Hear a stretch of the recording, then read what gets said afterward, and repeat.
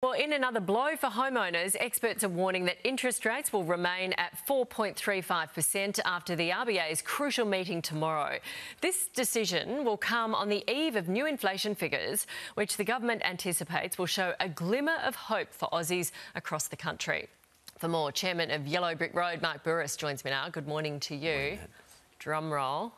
What's your pick today? Well, I don't expect the Reserve Bank to reduce interest rates tomorrow. She's made it pretty clear, the Reserve Bank Governor has made it pretty clear that there won't be any rate reductions this year. Albeit, you know, the inflation rate is actually going in the right direction. It's nowhere near where she wants to see it. We've got a lot of you banker people take pot luck, don't you? Well, that's probably maybe not the right word, but the Commonwealth Bank's saying December this year for a cut. Westpac's saying February, NAB's saying by May, by the election. So is there any rhyme or reason to the picks? Well, the rhyme, there's no reason, but the rhyme is they're all saying a rate reduction. That's a good thing. Yes. And they're all saying a rate reduction in the next 6 months. But nobody is agreeing on when that starts and/or no one's agreeing how many. The CBA seems to be a bit of an outlier at the moment. So if you look at the money markets as well, which sort of overrides all the banks, the money markets are saying sometime next year for sure.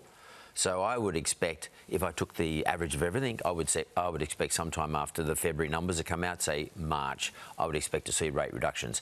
And of course, that depends on what goes on overseas, because we import a lot of inflation. So if the US inflation keeps going in the right direction, we're going to be much better off. OK, so the US decision to cut by half the other day, does that have any impact on us at all? I think it'll have some impact in the language that the Reserve Bank Governor uses tomorrow. So her language has been in all decisions this year, at least, to say we're either going to put rates up or just leave them the way they are. I think she'll stop the conversation about putting rates up, and I'm really looking forward to hearing what she has to say in terms of language. If she starts to soften her language and just start to talk about rates where they are, not considering increasing rates, that's a great sign for us. That's going to be really important.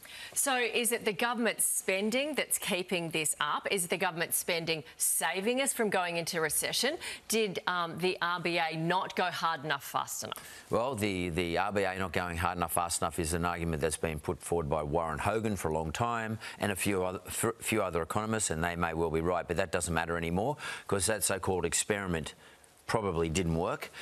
In terms of government spending, yeah.